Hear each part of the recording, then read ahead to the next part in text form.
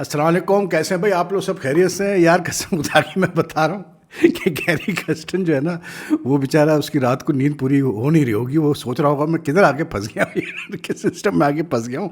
ऐसे लगता है जैसे शहनशाह अफरीदी, मतलब पिछले 24 घंटे में ऐसे लगता है जैसे शहनशाह अफरीदी अकेला जो है रिस्पॉन्सिबल है जो कुछ हुआ वर्ल्ड कप में या उससे पहले जो कुछ हुआ, और जो मायूस कुन कारकर्दगी रही हमारी टीम की।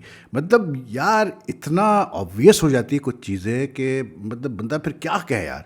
मतलब कल से सिलसिला स्टार्ट हुआ है जिसमें शहनशाह अफरीदी को टारगेट करा। मैं कोई बहुत बड़ा फ़ैन नहीं हूँ शहनशाह अफरीदी के एटीट्यूड का या उसकी परफॉर्मेंस का इन रिसेंट टाइम्स, या जिस तरह से वो मतलब इंट्रीज में पढ़ रहा है या उसको डाला जा रहा है इंट्रीज में। लेकिन भाई मतलब फिर भी यार एक आदमी को आप स्केप बोर्ड बनाने की कोशिश कर रहे हो पूरे वर्ल्ड कप के जो भी ब्लंडर हुआ, और उसमें क्रिकेट बोर्ड के ऑफिशियल्स भी डेफिनेटली इन्वॉल्व है, क्योंकि जिस तरह चीज़ें लीक आउट हो रही हैं।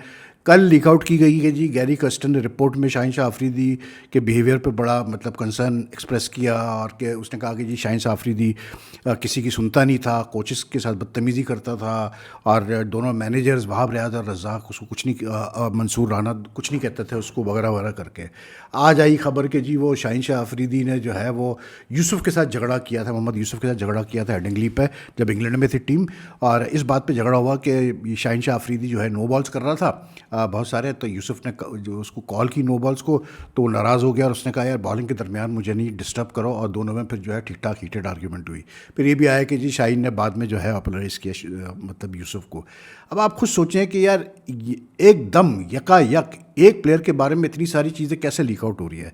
और अगर गैरी कस्टन की रिपोर्ट वाकई मतलब किसी हद तक चढ़ गई है या उसकी चीज़ें बताई जा रही है, जो कि मुझे लगता है बताई जा रही है रिपोर्ट की चीज़ें, हद तक किसी की नहीं चढ़ी है वो रिपोर्ट, अंदर से क्रिकेट बोर्ड से कोई ना कोई बता रहा है चीज़ें। लेकिन अब आप ये देखें कि उस रिपोर्ट के अंदर आई एम प्रिटी श्योर के दूसरे प्लेयर्स की भी मतलब शॉर्ट कमिंग्स को, उनकी वीकनेसेस को, उनके एटीट्यूड को, उनके बिहेवियर को पॉइंट आउट किया गया होगा। लेकिन हो क्या रहा है कि सिर्फ शहनशाह अफरीदी के ऊपर सारा फोकस है, क्योंकि गंदा किया जा रहा है इस पर शहनशाह अफरीदी को। बेसिकली शहनशाह अफरीदी के लिए मतलब आप एक ग्राउंड प्रिपेयर कर रहे हैं कि जी शहनशाह अफरीदी को किसी तरह से जो है अभी फ़िलहाल साइडलाइन करो। आई डोंट नो वाई, क्या इससे हासिल होगा मुझे नहीं समझ में आ रहा है। लेकिन may be the fact that there is a lobby working to make Shaheen captain again, मतलब इन वाइट बॉल फॉर्मेट, उस वजह से शायद ये हो रहा है। लेकिन इन सब चीज़ इस सारे सिनेरियो में सबसे मज़े की चीज़ है ना वो ये है कि आप ये देखें बाबर आजम ने वापसी के बाद से कैसे लो की मतलब वो अप्रोच अडॉप्ट की है, उसका पता ही नहीं चल रहा है कहाँ है वो प्रैक्टिस कर रहा है नसीम के साथ, ग्लोबल T20 मतलब लीग की तैयारी कर रहा है, जो कर रहा है, लेकिन वो बिल्कुल गायब है मीडिया से। ये मज़े की कि बाबर बिल्कुल मतलब आउट ऑफ साइट वाली बात हो गई है। क्यों हुई है? किसी किसी ने कहा है उसको कि आउट ऑफ साइट तुम रहो इस वक्त फ़िलहाल, क्योंकि जाहिर सी बात है कि जब वर्ल्ड कप में बुरी परफॉर्मेंस आई थी तो बाबर पे बहुत प्रेशर आया था, उंगलियां उठी थी बाबर की तरफ।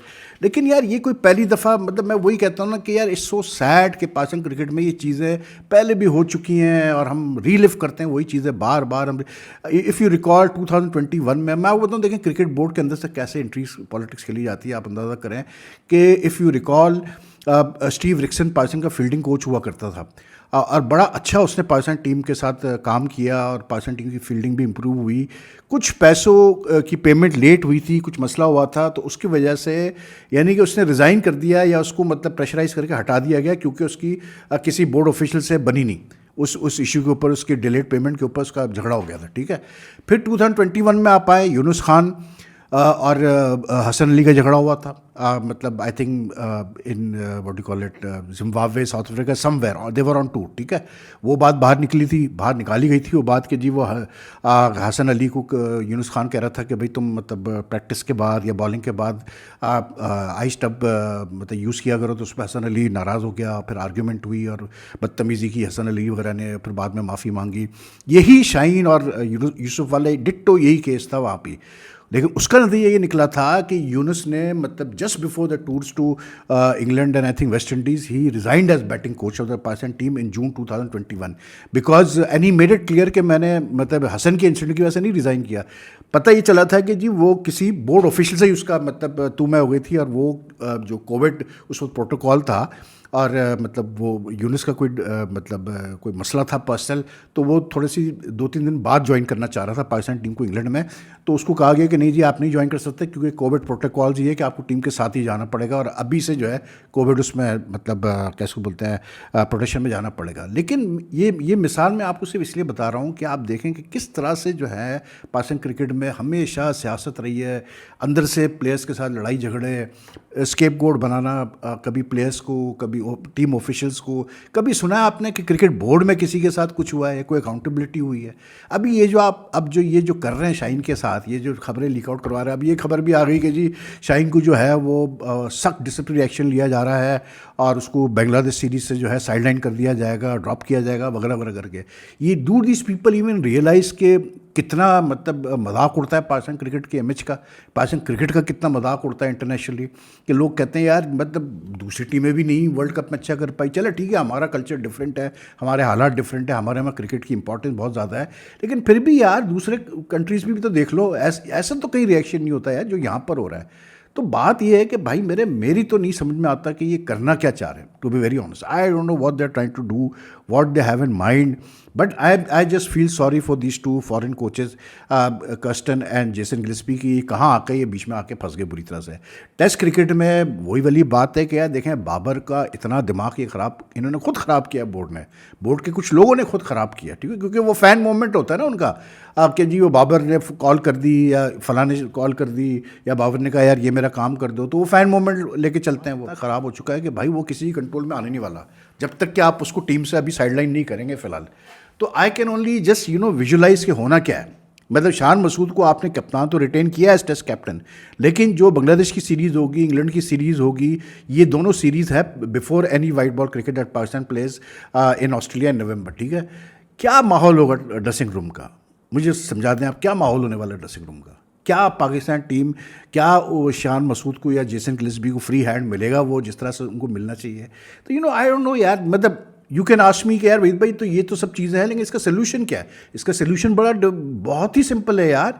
इसका सोल्यूशन ये है कि आप कस्टन को, गिल्स्पी तो अभी आया, लेकिन आप कस्टन को, अदर महमूद को साथ बिठाएं, वहाब को साथ बिठाएं, पीसीबी चेयरमैन प्रेस कॉन्फ्रेंस करें, और अगर वर्ल्ड कप के दौरान या उससे पहले शाहीन ने बदतमीज़ी की है, किसी और प्लेयर्स ने बदतमीज़ी की है, इन्होंने आपस में लड़ाई झगड़े किए हैं, इंट्रिक्स किए हैं, एक दूसरे को मतलब कप्तानी के ऊपर इनके मसले मसाइल हुए, कॉपरेट नहीं किया एक दूसरे के साथ, सपोर्ट नहीं किया एक दूसरे को, जिसकी वजह से पाकिस्तान टीम की परफॉर्मेंस सफ़र हुई, बताओ लोगों को यार। और फिर उसके साथ ये भी बता दो कि यार इनकी वजह से इनका एटीट्यूड ये था, तो हम इनके सेंट्रल कॉन्टेक्स्ट में ये कर रहे हैं। दूसरा, हम इनको अभी फ़िलहाल जो है साइडलाइन कर रहे हैं, ये जाके डोमेस्टिक खेलेंगे, इनको कोई एनओसी नहीं दी जाएगी किसी फॉरेन लीग की, और जब इनका बिहेवियर बेहतर होगा, जब इनकी परफॉर्मेंस बेहतर होगी, हम इनको बिल्कुल कंसिडर करेंगे पाकिस्तान टीम के लिए। बट इंग्लैंड और वेस्ट इंडीज़ का पहला टेस्ट चल रहा है इस वक्त, लग तो यही रहा है कि इंग्लैंड जीतेगी ये टेस्ट मैच, अभी तो दूसरा ही दिन है, और West Indies like 193 run behind on the first innings, and मतलब 57 है वो सेकंड इनिंग्स में, तो लग तो ये रहा है कि इंग्लैंड इनिंग से जीतेगा ये मैच। आज अभी जो है कोई 11 ओवर बाकी है, तो खेल पाते हैं कि नहीं खेल पाते हैं 11 ओवर, ये देखना पड़ेगा। लेकिन जो है ना, तबाही मतलब मचाई हुई इंग्लैंड ने। लेकिन जो मज़े की जो सवाल मेरे जहन में आ रहा है सबसे बड़ा, वो ये आ रहा है कि भाई वो बेसबॉल कहाँ गया? बेसबॉल पे जो इतना स्ट्रेस था, कोई जिक्र ही नहीं कर रहा उसका। इंग्लैंड ने फर्स्ट इनिंग्स में 371 रन किए 90 overs at a run rate of just 4.12, which is like this England team when once it started playing under Ben Stokes captaincy and Brendan McCullum's coaching, इनका तो रन रेट 4.5 से नीचे कभी आता ही नहीं था, और ये जनरली जो है 5 से ऊपर ही रन रेट अपना रखता था हर सूरत में। अच्छा, कोई जिक्र भी नहीं हो रहा बेसबॉल का, कोई सवाल भी नहीं कर रहा। तो क्या इंग्लैंड जो इंडिया में 4-1 की जो सुध पड़ी इंग्लैंड को बुरी तरह से पहला टेस्ट जीतने के बाद, क्या उससे इनका जहन चेंज हो गया अबाउट बेसबॉल? क्या अब इनको ये चीज़ इनके जहन में आ गई है कि भाई जैसे हालात हो वैसे खेलो, और ये जो अप्रोच है हमारी, मतलब कैसे बोलते हैं, हराकारी वाली, इसको अब ड्रॉप करना पड़ेगा? मुझे तो ऐसे ही लग रहा है भाई, क्योंकि 4.12 के एवरेज से इंग्लैंड बैटिंग करे, जबकि they are playing against team which has inexperienced fast bowlers. याद रखिएगा कि वेस्ट इंडीज़ की टीम में उनका जो सबसे एक्सपीरियंस फास्ट बॉलर है, कैसे बोलते हैं अपना, कैमारोश, वो नहीं है, ठीक है। उनके यंगस्टर्स है, जैसे जेडन सील्स भी ज़्यादा नहीं खेला हुआ है, शमार जोसेफ भी चंदे की टेस्ट मैच खेला हुआ है, एक दूसरा जेसन होल्डर है एक्सपीरियंस, गुदाकिश मोती भी इतना ज़्यादा नहीं खेला हुआ है, अल जादिर जोसेफ थोड़ा बहुत खेला हुआ है। तो यानी कि एक ऐसी बॉलिंग अटैक के खिलाफ जो कि इतना एक्सपीरियंस नहीं है, उसके खिलाफ भी अगर इतने कम रन रेट पे बैटिंग हो रही है, स्ट्राइक रेट पे बैटिंग हो रही है, तो उसका मतलब ये है कि भाई बैक ऑफ द माइंड ये हुआ है कि यार इंडिया में जो मतलब हमारे हाथ से मौका गया सीरीज़ जीतने का, because England were in twice thrice in the series after winning the first test, they were in positions to win test matches, लेकिन because of the approach to the game, because of the way they मतलब bat under, because of Bazball, वो अपने हाथ से, उनके हाथ से match निकल गया। बल्कि इनफैक्ट ये हुआ कि उस सीरीज़ में उल्टा इंडिया ने ही जो है अपने स्टाइल का बेस बॉल दे मारा उठा के इंग्लैंड के ऊपर। तो बहरहाल देखते हैं, लेकिन मुझे तो लग रहा है कि भाई काम उतर गया बेस बॉल का। ये ऐसे बैट्समैन है जो कि अप टू रिसेंटली जब इंग्लैंड टेस्ट खेल रहा था, ये सारे के सारे जो है 100 के करीब की स्ट्राइक रेट पे बैटिंग करते थे। तो आई डोंट नो, शायद बेसबॉल मतलब वो जो एक इंथुजियाज़म था बेसबॉल का वो ख़त्म हो गया, या जो फिलॉसफी थी वो ख़त्म हो गई। मैककलम और बेन स्टोक्स ने अपना माइंड चेंज कर लिया।